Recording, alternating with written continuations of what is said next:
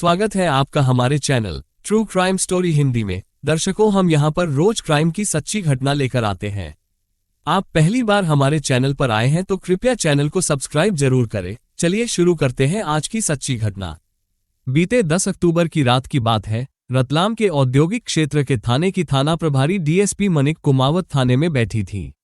तभी रतलाम के इंदिरानगर क्षेत्र में रहने वाला बाबूलाल चौधरी थाने पहुंचा। वो काफी घबराया हुआ था। बाबूलाल ने थाना प्रभारी को बताया कि वो इप्का फैक्ट्री में ठेकेदारी का काम करता है। उसके परिवार में उसके अलावा उसकी पत्नी, एक बेटा नीलेश और बेटी रेणुका है। बाबूलाल ने बताया कि उसका बेटा नीलेश बीती रात से घर नहीं लौटा है। बाबूलाल ने अपने साले ईश्वर जाट के 21 वर्षीय बेटे बादल पर शक जताते हुए कहा कि बादल ही नीलेश को साथ ले गया है। थाना प्रभारी मणि कुमावत के पूछने पर बाबूलाल ने दिन भर का घटनाक्रम बता दिया। बाबूलाल के अनुसार उसका बेटा नीलेश रतलाम के आईटीआई से डिप्लोमा कर रहा था।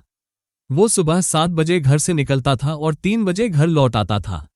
जब वो 4 बजे तक नहीं लौटा तो उसकी मां और बहन ने मोबाइल पर उससे संपर्क किया, लेकिन नीलेश का फोन स्विच्ड ऑफ था। बादल का फोन भी स्विच्ड ऑफ था। जब बार बार मिलाने पर फोन बंद मिलता रहा तो मां बेटी को चिंता हुई। वे दोनों नीलेश का पता लगाने के लिए आईटीआई पहुंची। उन्होंने नीलेश के दोस्तों और साथ पढ़ने वालों से पूछताछ की तो उन्होंने बताया कि सुबह नीलेश का मौसेरा भाई बादल जाट आया था, वही नीलेश को साथ ले गया। बाबूलाल ने बताया कि उसके दूसरे साले रमेश जाट का बेटा जितेंद्र रतलाम में रहकर कोचिंग क्लासेज चलाता था। संभावना थी कि नीलेश और बादल जितेंद्र के पास चले गए हों। संगीता और रेणुका ने जितेंद्र से बात की। उसने बताया कि बादल सुबह उसके कोचिंग सेंटर आया था और उसके कमरे की चाबी मांग कर ले गया था। उसका कहना था कि वो गांव से अपनी पत्नी को लेकर आया है और कुछ देर उसके साथ गुजारना चाहता है। जितेंद्र ने उसे चाबी दे दी थी। सवाल ये था कि बादल अगर अपनी पत्नी को लेकर आया था तो नीलेश को बुलाकर ले जाने का कोई तुक नहीं था। एक सवाल ये भी था कि जब उसकी पत्नी कविता नामली गांव में उसके साथ रहती थी तो बादल को उसे रतलाम लाकर उसके साथ कुछ समय गुजारने की क्या जरूरत थी। ये जानकारी मिलने के बाद संगीता और रेणुका जितेंद्र के अलकापुरी स्थित घर पहुंची। वहां कमरे का दरवाजा खुला मिला, अंदर कोई नहीं था। मां बेटी ने अंदर जाकर देखा तो पता चला कमरे का फर्श पानी से धोया गया था। दीवारों पर खून के छींटे भी नजर आए। बकौल बाबूलाल शाम को जब वो फैक्ट्री से लौट कर आया तो मां बेटी ने उसे पूरी बात बताई। उसके बाद ही वो रिपोर्ट दर्ज करवाने आया था। थाना प्रभारी कमावत को मामला गंभीर लगा। उन्होंने इस मामले की सूचना रतलाम के एसपी गौरव तिवारी को दी। उनके निर्देश पर एडिशनल एसपी प्रदीप शर्मा की टीम जितेंद्र के घर की जांच करने गई। वहां दीवारों पर खून के ताजे निशान पाए गए। पूछताछ के दौरान जितेंद्र ने बताया कि सुबह बादल उसकी कोचिंग क्लास में गया था और घर की चाबी मांग कर ले गया था, लेकिन जब वो शाम को घर आया तो वहां कोई नहीं था। दरवाजे भी खुले हुए थे। सीएसपी चौहान को मामला संदिग्ध लग रहा था। कमरे की दीवारों पर लगे खून के निशान बता रहे थे कि कमरे में कुछ ऐसा हुआ है जो नहीं होना चाहिए था। पूछताछ में पुलिस इस बात का पता लगा चुकी थी कि उस रोज बादल के साथ उसके ताऊ का बेटा संदीप भी रतलाम आया था। पुलिस अधीक्षक गौरव तिवारी के निर्देश पर थाना प्रभारी मणि कुमावत के नेतृत्व में टीम बनाई गई। इस टीम ने बादल व उसके चचेरे भाई संदीप, पिता भूरूलाल जाट की खोजबीन शुरू की। पुलिस की मेहनत बेकार नहीं गई। रात गहराते ही इस टीम ने बादल और संदीप को छतरी गांव से हिरासत में ले लिया। दोनों के चेहरों का रंग उड़ा देख कुमावत समझ गए कि नीलेश के साथ कुछ बुरा हो चुका है, इसलिए उन्होंने पूछताछ में सख्ती बरतनी शुरू कर दी। नतीजा यह निकला कि सख्ती के चलते कुछ ही देर में बादल और संदीप ने नीलेश की हत्या की बात स्वीकार कर ली। उन्होंने बताया कि नीलेश की लाश रतलाम से 140 किलोमीटर दूर मांडू के पास घाटी में फेंकी थी। रात में 2 बजे पुलिस टीम लाश बरामद करने के लिए मांडू रवाना हो गई। दिन निकलते ही पुलिस ने दोनों आरोपियों की निशानदेही पर मांडू से थेड़ा पहले आलमगीर गेट के पास 40 फुट गहरी खाई में पड़ा लोहे का बक्सा खोज निकाला। इस बक्से को निकालने में पुलिस को काफी मेहनत करनी पड़ी। बक्से को खोला गया तो उसके अंदर दरी में लिपटी नीलेश की लाश मिल गई। लाश के हाथ पैर बंधे हुए थे और उसके गले पर चाकू का गहरा घाव था। जहां बक्से में लाश मिली थी उससे थोड़ा पहले एक गहरी घटी में बेसबाल का बल्ला, चाकू और आरोपियों के कपड़े भी मिल गए। आरोपियों ने बताया कि मृतक का मोबाइल उन्होंने रतलाम से मांडू जाते समय कहीं रास्ते में फेंक दिया था। मोबाइल खोजने के लिए पुलिस की एक टीम लगा दी गई। प्राथमिक कार्रवाई करके पुलिस ने पोस्टमार्टम के लिए लाश धार के अस्पताल भेज दी। पूछताछ के लिए दोनों आरोपियों को 1 दिन के रिमांड पर लिया गया। पूछताछ में बादल जाट ने नीलेश की हत्या का जो कारण बताया, उससे कहानी कुछ इस तरह सामने आई। नीलेश के पिता बाबूलाल मूल रूप से पचो गांव के रहने वाले थे।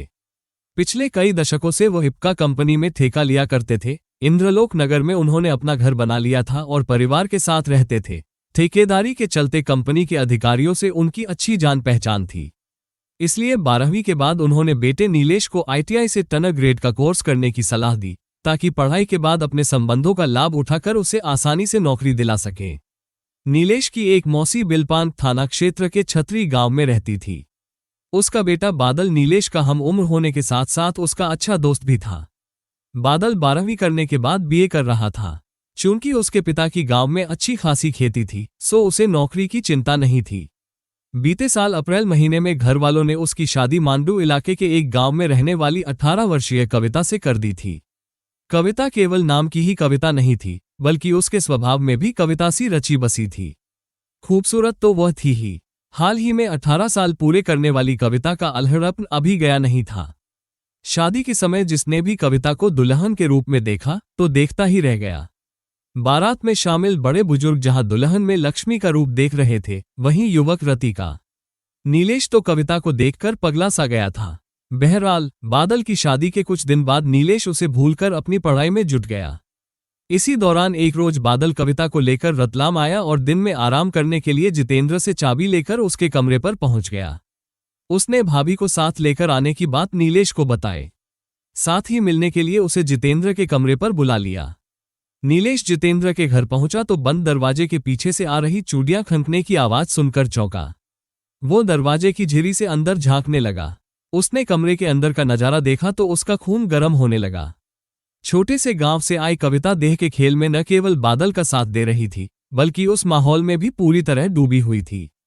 कविता का ये रूप देखकर नीलेश का दिल और दिमाग दोनों घूम गए। उसे लगने लगा कि कविता अगर उसे मिल जाए तो उसकी दुनिया भी रंग बिरंगी हो जाएगी।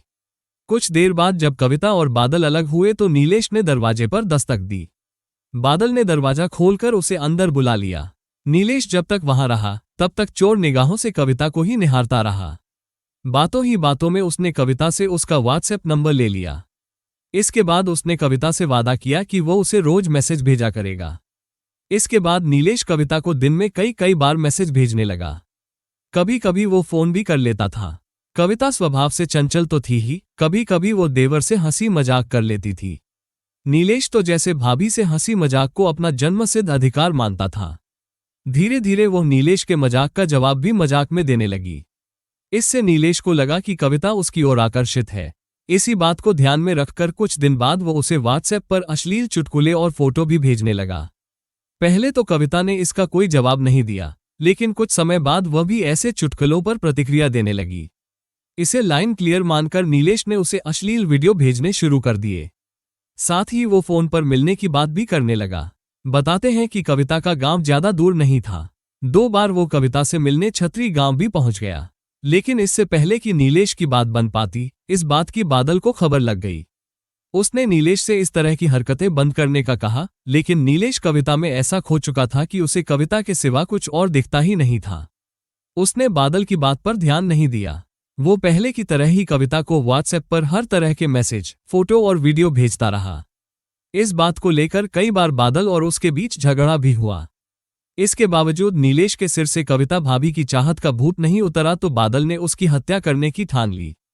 इसके लिए योजना बनाकर वो 10 अक्टूबर को अपने चचेरे भाई संदीप को लेकर रतलाम आया। रतलाम आकर उसने मौसेरे भाई जितेंद्र से झूठ बोलकर उसके कमरे की चाबी ले ली। फिर वो ITI पहुंचा, जहां उसने नीलेश से कविता के रतलाम आने की बात कही और उससे मिलने के लिए जितेंद्र के कमरे पर चलने को कहा। कविता रतलाम आई है, बादल खुद उसे कविता से मिलवाने के लिए बुलाने आया है, ये सोचकर नीलेश के मन में लड्डू फूटने लगे। वो बिना सोचे समझे क्लास छोड़कर बादल के साथ अलकापुरी स्थित जितेंद्र के कमरे पर पहुंच गया। वहां बादल कविता को मैसेज भेजने की बात को लेकर उससे विवाद करने लगा। नीलेश को भी तैश आ गया। उसे ये पता नहीं था कि बादल योजना बनाकर आया है। कुछ देर बाद बादल और संदीप ने उसके ऊपर बेसबाल के बल्ले से वार कर दिया। नीलेश ने विरोध किया तो दोनों ने उसके हाथ पैर बांध दिए। फिर दोनों ने उसे जी भर कर मारा पीटा। बाद में बादल ने चाकू से उसका गला रेत दिया।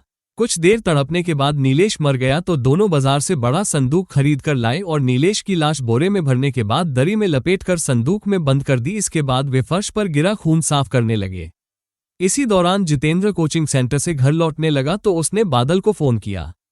इससे दोनों घबरा गए और दीवारों का खून साफ किए बिना मोटरसाइकिल पर नीलेश की लाश लेकर मांडू के लिए रवाना हो गए। बादल की ससुराल मांडू के पास थी, वहां आते जाते उसने गहरी घाटियों को पहले से देख रखा था।